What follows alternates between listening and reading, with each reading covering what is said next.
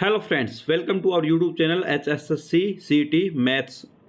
और आज हम एक प्रीवियस ईयर क्वेश्चन लेकर आए हैं दोस्तों। ये HSC के ग्रुप डी एग्जाम में आया हुआ दोस्तों। ये 2018 में फर्स्ट शिफ्ट में ये क्वेश्चन आया हुआ है। और इस तरह के जब भी क्वेश्चन परीक्षा में आते हैं स्टूडेंट घबरा जाते हैं और क्वेश्चन कई बार कंफ्यूज होने की वजह से इसको गलत इसका आंसर निकाल देते हैं, या फिर इसमें समय ज़्यादा लगा देते हैं। हमें न तो समय ज़्यादा लगाना है, न इसको गलत इसका सॉल्यूशन करना है। दोनों चीज़ों से ही हमें बचना है। इसके लिए हमें एक राइट अप्रोच की ज़रूरत है दोस्तों, कि ताकि हम अपना परीक्षा के अंदर कम से कम समय लगाकर इस प्रकार के जो भी जितने भी क्वेश्चन हैं उनको फास्ट और एक्यूरेटली इसको सॉल्यूशन कर सकें। तो इसी सिलसिले में हमारा आज का ये वीडियो है दोस्तों। और हम यहाँ पर हमारे YouTube चैनल पे हर रोज़ 1 से 2 वीडियो डेली डालते रहते हैं। जो भी परीक्षा की तैयारी कर रहे हैं स्टूडेंट्स, वो हमारा YouTube चैनल सब्सक्राइब करना न भूलें और वीडियो को लाइक जरूर कर दीजिए दोस्तों एक बार। और चलिए दोस्तों देखते हैं ये क्वेश्चन कैसे है। तो सबसे पहले यहाँ पे क्वेश्चन पढ़ लेते हैं दोस्तों। दो अंकों की एक संख्या और उसके अंकों का क्रम बदलने से प्राप्त संख्या का योग 154 है दोस्तों। यदि अंकों का अंतर 4 है तो वो संख्या क्या होगी। और इसका इंग्लिश वर्जन भी देख लेते हैं। The sum of a 2-digit number and the number obtained by reversing the order of its digits is 154. If the difference between the digits is 4 then the number is, यहाँ पे हमारे पास 4 option दिए हुए हैं। ऑप्शन ए है 95 या फिर 59, 95 और 59, या फिर ऑप्शन बी है 51 या फिर 15, ऑप्शन सी है 26 या 62, ऑप्शन डी है इनमें से कोई नहीं। तो इस प्रकार के क्वेश्चन जो है उनको राइट अप्रोच के साथ अगर आप टेकल करोगे परीक्षा के अंदर तो आपका कम समय में आप इसका सॉल्यूशन निकाल सकते हो। तो आज हम देखेंगे इसकी बेहतरीन अप्रोच क्या हो सकती है इस क्वेश्चन को सॉल्व करने की, ताकि कम से कम समय में हम राइट इसका सॉल्यूशन कर सकें। और चलिए दोस्तों देखते हैं इस क्वेश्चन को इन डिटेल। तो चलिए दोस्तों इसका सॉल्यूशन करते हैं इन डिटेल में, समझते हैं इसको किस तरीके से हम टेकल कर सकते हैं। तो दोस्तों सबसे इम्पोर्टेंट, जब भी आप मैथ का क्वेश्चन सॉल्व करने जाओ तो सबसे पहले वहाँ पे देखिए कि क्वेश्चन में क्या दिया हुआ है और क्या पूछा हुआ है। तो यहाँ पे अगर हम इसको क्वेश्चन को एक बार फिर से ध्यान से पढ़ेंगे तो आपको पता चलेगा कि यहाँ पे क्या दिया हुआ है और क्या हमें निकालना है। तो 2 अंकों की एक संख्या और उसके अंकों का क्रम बदलने से प्राप्त संख्या का योग दे रखा है हमें 154। यदि अंकों का अंतर 4 है तो संख्या क्या है। तो सबसे पहले हम मान लेते हैं कि कोई संख्या ए बी है, ठीक है। ये उसका अंकों का अगर क्रम बदल दें तो ये संख्या बन जाएगी बी ए। इसका जो है दोनों का जोड़ दे रखा है हमें 154। उसके बाद हमें यदि अंकों का अंतर ए माइनस बी भी दिया हुआ है, हमें ये क्या दिया हुआ है दोस्तों, ये 4 दिया हुआ है। तो ये 4 दिया हुआ है, A minus B 4, A B plus B A is equal to 154। तो हमारे पास 2 इक्वेशन दी हुई है, हमें निकालना है कि ए बी की वैल्यू क्या होगी। ए बी की वैल्यू क्या होगी। क्या ए बी 95 और 59 होगा, या 51 और 15 होगा, या फिर 26 और 62 होगा, या फिर यहाँ पर इनमें से कोई नहीं। इसमें तो इन ऑप्शंस में कौन सा ऑप्शन सही होगा, ये हमें फाइंड आउट करना है। तो सबसे पहले ये कंसेप्ट आपको मैं सिखा देता हूं दोस्तों। ये बहुत ही कारगर कंसेप्ट है, ये आपको ध्यान होना चाहिए। जब भी ऐसा क्वेश्चन आ रहे तो दोस्तों हमें हमेशा ध्यान रखना है कि जब हम ए बी प्लस बी ए करेंगे तो यहाँ पे जो भी संख्या आएगी वो 11 का मल्टीपल में आएगी दोस्तों, 11 के गुणा में आएगी। या जो भी आएगी, मान लो x आ गई तो ये 11 इंटू एक्स ऐसे आएगा दोस्तों, ठीक है। तो ये 11 इंटू समथिंग आएगा दोस्तों, हमेशा ऐसे ही बनेगा। आप देख लो, कोई भी एग्जांपल ले लेते हैं, जैसे 10 प्लस 0 1, 10 को उल्टा किया, रिवर्स किया, इसके ऑर्डर्स को, अंकों का जो क्रम है वो बदल दें तो 10 का हो जाएगा 0 1। तो यहाँ पे क्या आ गया दोस्तों 11। तो 11 इंटू एक्स की जगह आ जाएगा 1। तो ये 11 का मल्टीपल आ गया, 11 का एक गुणाक आ गया दोस्तों हमारे पास। इसी तरीके आप कोई और एग्जांपल भी ले सकते हो, जैसे 15 ले लिया हमने।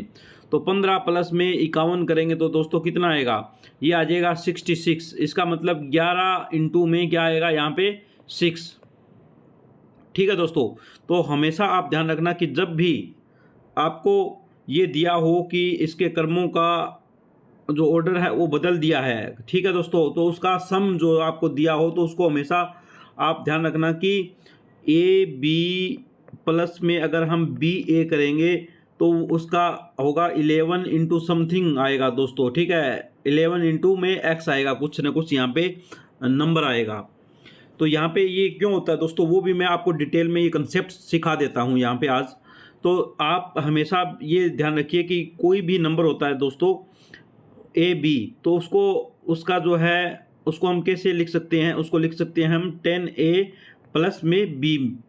फॉर एग्जाम्पल हमारे पास अगर कोई नंबर है, मान लेते हैं कि 15 ही है, ठीक है, तो 15 को हम कैसे लिखेंगे, ये जो फर्स्ट नंबर है दोस्तों इसको 10 से मल्टीप्लाई करेंगे, 10 इंटू 1 प्लस में 5, तो यहाँ पे क्या हो गया दोस्तों 10 प्लस में 5 और ये इक्वल टू 15 किया गया। तो ये आपको बेसिक कंसेप्ट इतने आपको पता होना चाहिए। हमारा यूट्यूब चैनल का यही मकसद है दोस्तों, आपको बिल्कुल बारीकी से हर एक कंसेप्ट को क्लियर कर दें ताकि आप कंफ्यूज ना हो परीक्षा में। इस तरह के जब भी क्वेश्चन वो घुमा के पूछे तो आप कोई भी क्वेश्चन को गलत ना करें। तो दोस्तों जब भी हम कोई संख्या लिखते हैं, मान लेते हैं कि ए बी लिखा है, तो वो हमेशा किस फॉर्म में होती है, 10a प्लस में b की फॉर्म में होती है। ठीक है दोस्तों, तो ये इसको देखिए दोस्तों, एक बार मैं इसको क्लियर कर देता हूँ। हमारे पास दोस्तों यहाँ पे ये है ए बी है, तो ए बी को हम क्या लिख सकते हैं दोस्तों 10a प्लस में b, और इसी तरीके से बी ए को क्या लिख सकते हैं दोस्तों 10b प्लस में a। ठीक है दोस्तों, तो यहाँ पे ये क्या हो जाएगा, और ये एक मिनट, इसको और इसको हम ऐड करेंगे तो ये 11a प्लस में इन दोनों को ऐड करेंगे तो यहाँ पे ये आ जाएगा 11b। तो यहाँ पे इक्वल टू क्या हो जाएगा दोस्तों 11 इंटू में a प्लस b। तो यहाँ पे x की जगह हमेशा यही आएगा दोस्तों, a प्लस b ही आएगा। ये भी आप नोट कर लीजिए। इसको भी और रिफाइन कर दिया है हमने फॉर्मूले को, अभी आपके सामने इसको ड्राइव कर दिया है फॉर्मूले को, किस तरीके से इसकी डेरिवेशन किया जाता है। इतनी डिटेल में क्वेश्चन को सॉल्व करवाने वाला कोई भी यूट्यूब चैनल नहीं है इस यूट्यूब पे, आप देख लेना दोस्तों, क्योंकि इतना डिटेल में किसी को यूट्यूब पे एक्सप्लेन करने का टाइम नहीं है। लेकिन हमारी ये कोशिश रहती है कि आपको डिटेल में हर एक कंसेप्ट को इन डिटेल्स आपको समझा दिया जाए कि ये कंसेप्ट कहाँ से आ रहा है, इसके पीछे की क्या लॉजिक है। तो हमेशा अभी हमारे पास जो मैंने अभी बताया था आपको कि ए बी प्लस बी ए का सम हमेशा 11 इंटू ए प्लस बी होगा, ये आप ध्यान रखिए दोस्तों।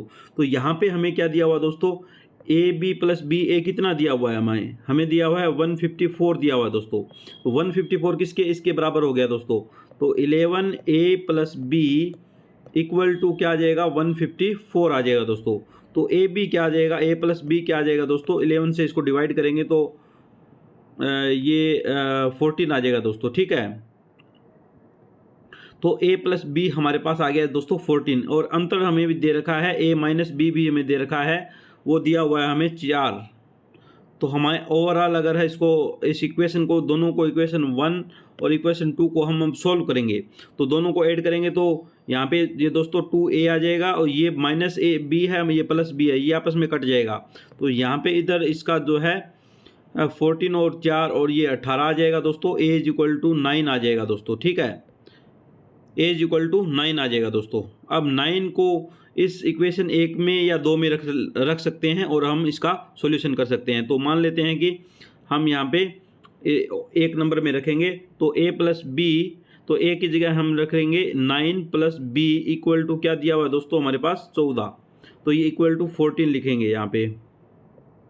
तो यहाँ पे b इज इक्वल टू कितना आ जाएगा 14 माइनस 9, 14 माइनस 9, तो यहाँ पे ये कितना हो जाएगा दोस्तों 9, ये 5 आ जाएगा दोस्तों यहाँ पे। ठीक है, तो यहाँ पे a आ गया दोस्तों 9 और b आ गया 5, तो यहाँ पे ये क्या बन गया, ए बी क्या हो जाएगा 95, A B is equal to आ जाएगा दोस्तों 95। और B A is equal to कितना आ जाएगा 59। तो हमारा ऑप्शन नंबर 1 जो है करेक्ट होगा 95 या 59। तो हमारी जो है वीडियो कैसा लगा आपको दोस्तों, आप हमें कमेंट सेक्शन में ज़रूर बताइए। आपका जो है इन डेप्थ जो हमने आपका सॉल्यूशन बताया है और पूरा डिटेल में आपको कॉन्सेप्ट एक्सप्लेन किया है, ये कैसा लगा। क्या आप चाहते हो कि अदर क्वेश्चंस और भी लेकर आएँ जिनका इसी तरीके से डीप में सॉल्यूशन किया जाए, ताकि आपको बेसिक्स भी क्लियर होती रहे साथ साथ और आप तैयारी भी अच्छी करते रहो। तो चलिए दोस्तों, इस वीडियो को यहीं पे समाप्त करते हैं, मिलते हैं अगले सेशन में। Thank you so much guys, have a great day.